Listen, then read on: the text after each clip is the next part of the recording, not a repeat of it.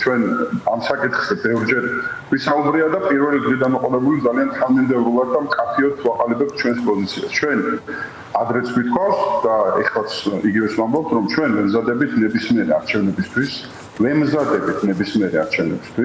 ეს იქნება თვითმმართველობის არჩევნები, იქნება მასთან ერთად საპარლამენტო არჩევნები, იქნება საპარლამენტო არჩევნები თუ ნებისმიერი არჩევნები, იმიტომ რომ ჩვენ თვით და ვიცით, რომ და გვესმის, რომ დღეს საზოგადოებაში არის გარკვეული ნაწილი ადამიანების, რომელიც თვლის, რომ არ უნდა მიიღოს ოპოზიციამ მონაწილეობა, მეორე ნაწილი, რომელიც თვლის, რომ უნდა მიიღოს მონაწილეობა.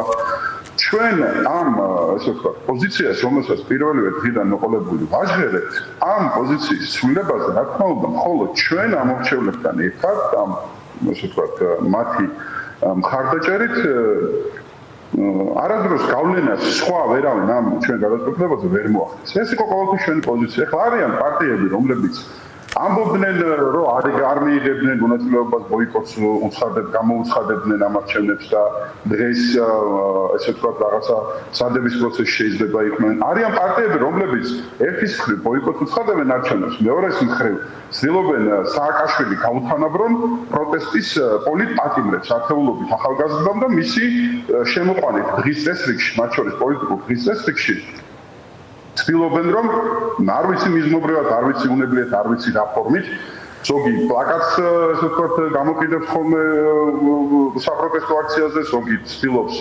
რაღაცნაირად შექმნას პოლიტიკური დღის წესრიგი ამ საკითხით და საბოლოო ჯამში ამით ოცნების დისკუსიაზე ასხამენ წყალს. ახლა ჩვენ როდესაც და თუ რაიმე ფორმით გადავწყვეტთ ბოიკოტირებას არჩევნების, ამასთან დაკავშირებით პოზიციას გავაჟღერებთ. მანამდე მე მგონი ჩვენ პოზიციაში ძალიან ცხადია ყველაფერი და ჩვენ მიგვაჩნია რომ აი ვეღარა პარტიების რა პარტიები რა ქცევას პარტიების მოგიყევით.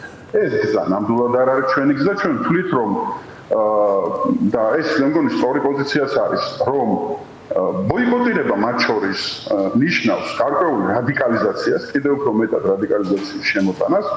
და ამიტომ თუ ამას აკეთებს პარტია, მან უნდა გააკეთოს ისიც რომ ალტერნატივა შესთავაზოს საზოგადოებას. რა არის ალტერნატივა, რომელიც იმუშავებს და რომელიც მიზანზე იქნება ორიენტირებული. კიდევ ერთხელ დავაზუსტებ კითხვას ნახეთ. ანუ თქვენ თუნდაც დარჩენ პატიმრები ციხეში და არაფერი ახალი არ გავიგოთ იმის შესახებ დაენიშნება თუ არა საპარლამენტო არჩევნები, თქვენ არჩევნებში თვითმმართველობის არჩევნებში მხოლოდ თვითმმართველობის არჩევნებში მონაწილეობის მიღებას აპირებთ. ეს მე ესე გავიგებ. დავაზუსტებ თუ ესე გაიგეთ ჩვენ ვემზადებით ამ არჩევნებისთვის. ჯერ არჩევნებამდე არის დიდი დრო. ეს ბევრჯერ გვიტყვა.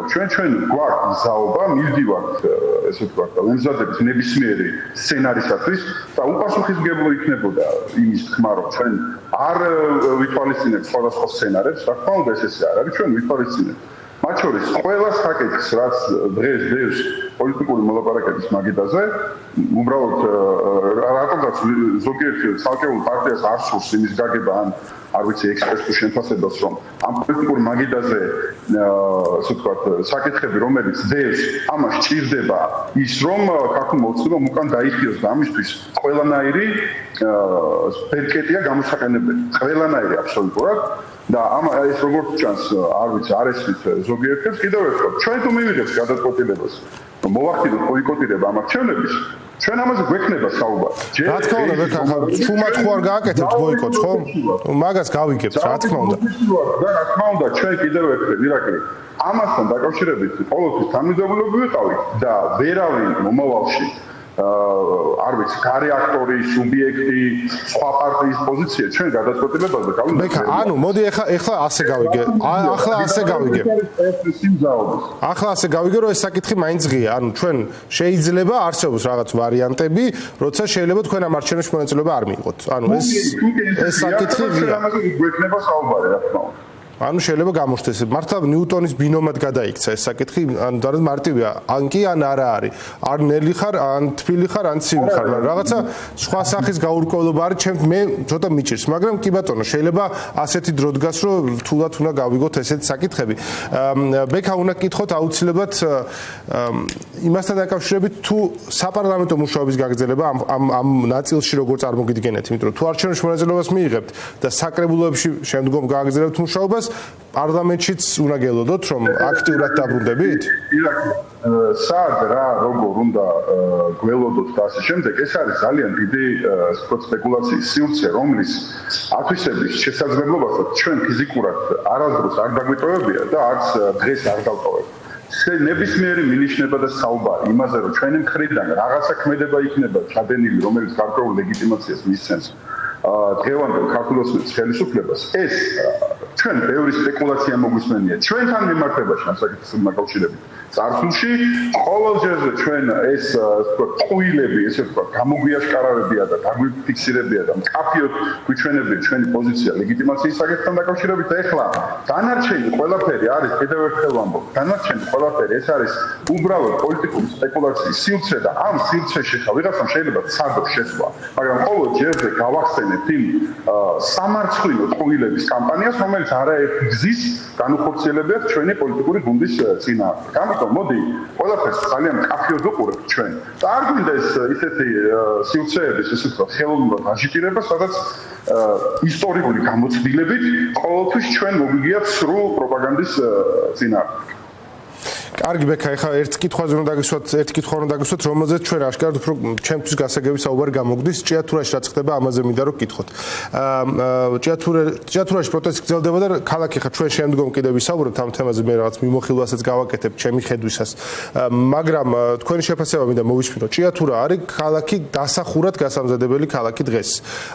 რა ტიპის პოლიტიკური გამოსავალი ჭირდება ამ სიტუაციას?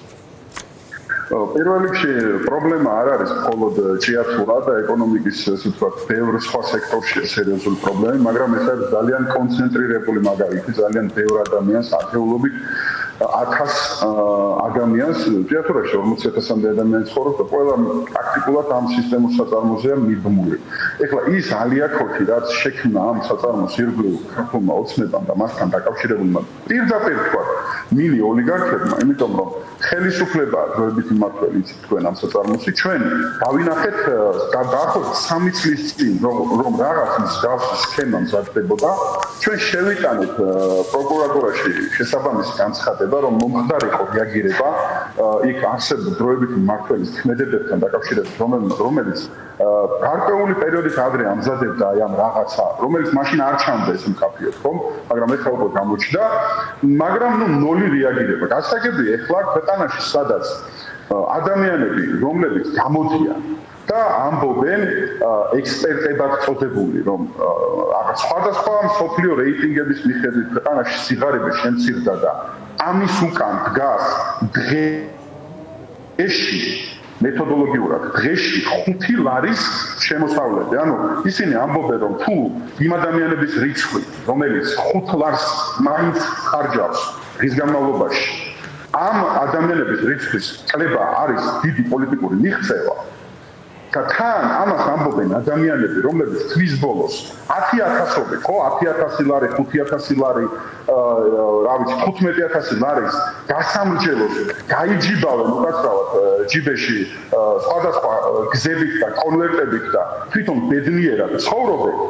აი, ასეთი სამარცხვინო პროპაგანდის ქვეყანაში, რა თქმა უნდა, ის რომ ხელისუფლება და მასთან დაკავშირებული ოლიგარქია, სპონსორები სხვადასხვა სისტემურ, ესე ვთქვათ, საწარმოებს უპირებდნენ ჩაკლაპვას და წლების მანძილზე, ესე ვთქვათ, აღატაკებდნენ ადგილობრივი მოსახლეობის ხარჯზე, გასაკვირი აღარა. მადლობა ძალიან დიდი.